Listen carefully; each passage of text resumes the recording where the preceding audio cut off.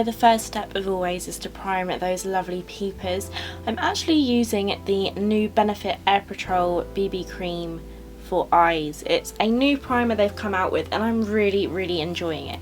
I'm setting that into place using some Stay Matte Pressed powder and then going into the crease of the eye using a warm kind of brownie shade. I completely have forgotten what I've used, but all the products are laid out already for me to see on the other side of the room, so I will link everything down below in the description box.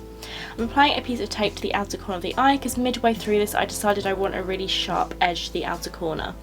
Then I just keep blending and blending and blending all those mystery shades into the crease. Again, they will be linked below.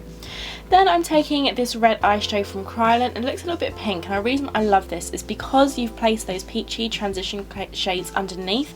Applying the red on top is going to make it look a lot more pink. Then on the outer corner of the eye, just deepened everything up using the MAC 217 brush and a dark brown shadow, and then applied a metallic kind of pinky browny shade to the lid of the eye just as a base for the next eyeshadow.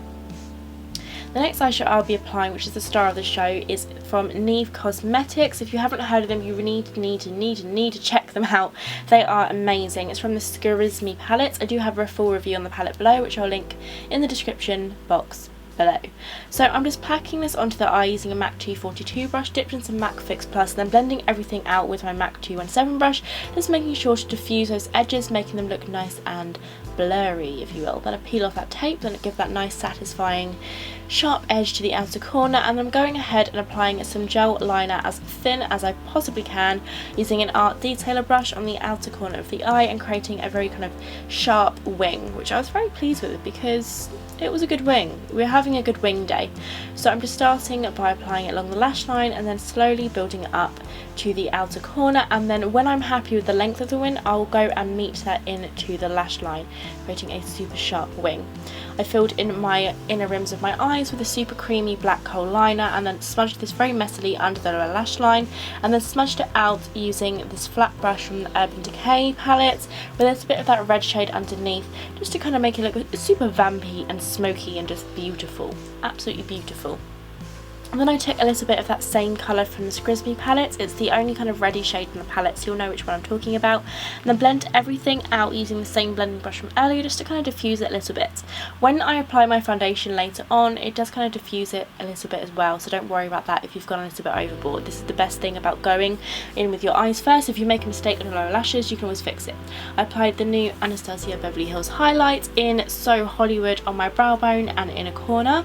Curled my lashes using the Revlon lash curler. Honestly, any lash curler will do, you don't need to get this one in specifics.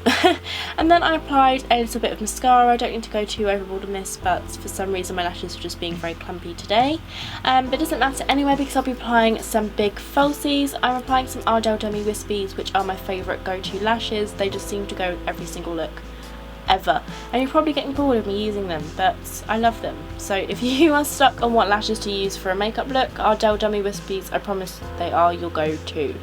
So applying them, just letting the glue dry for ages, applying them from the middle, tucking in the outer and inner corners using some tweezers.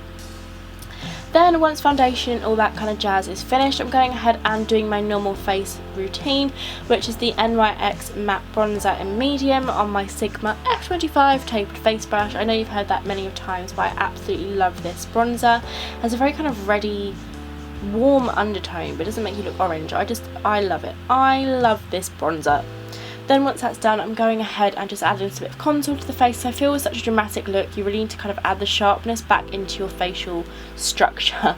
So I'm taking this contour brush, which is from MAC, and then just kind of contouring the outer perimeters of my face, under my cheekbones, and down the bridges of my nose, a little bit under my lip and my jawbone. Just making sure that I'm kind of going along with my face shape and going ahead and looking at everything and seeing what places I want to take away light from.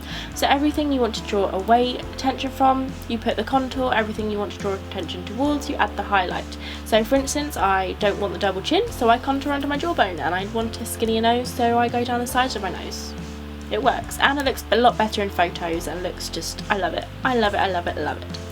Then after all the contouring, highlighting, so forth is done, I'm going ahead and applying some blush. I'm using the NYX blush in Bittersweet, I believe. It will be linked down below, and like I said before, on a Real Techniques multitask brush, just applying that blusher to my cheeks. This is the kind of like darkest blush I own, because I felt like the peachy shades just wouldn't really complement the whole look that we've got going on.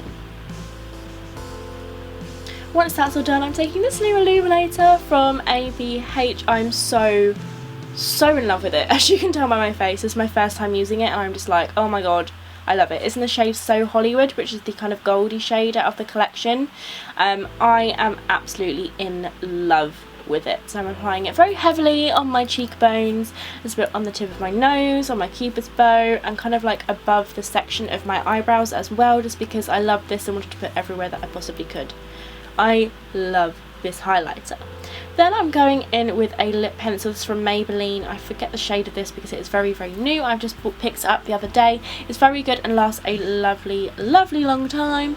So I'm applying this to the outer part of my lip first. I was going in very carefully using short strokes to kind of like the shape of it, because I decided to overline my lips quite a lot in this look. Not so it looks very Kylie Jenner, but just kind of a nice full effect to the lip.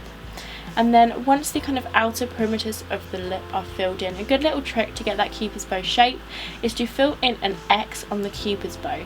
And that way you've got a perfect symmetrical view of where you want to put the cupid's bow, and you can make it as dramatic or as kind of curved as you like. Just build them together. Then after you've kind of done the top lip, you want to go ahead and fill in the lower lip line using the same liner, obviously. Just fill that all in until it blends out nicely.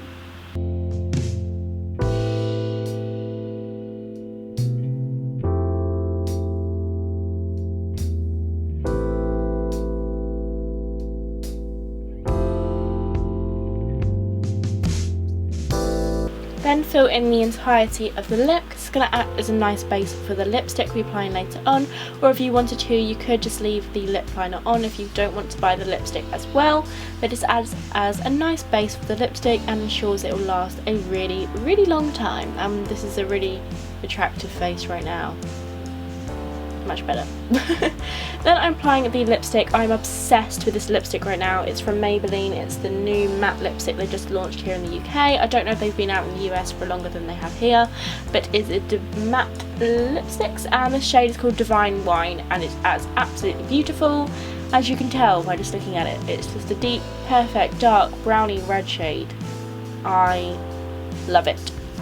Anything red is just completely up my alley. Red dresses, red eyeshadow, red lipstick, everything. I just absolutely love it, and I just feel like it's the perfect autumnal lipstick shade. And that is the finished look. I really hope you enjoyed this tutorial. I had so much fun creating this makeup look because it's completely up my street. I love these kind of red warm tones, and I love autumnal makeup. Please like and subscribe for more videos, and leave any requests below. Thank you so much for watching. Bye.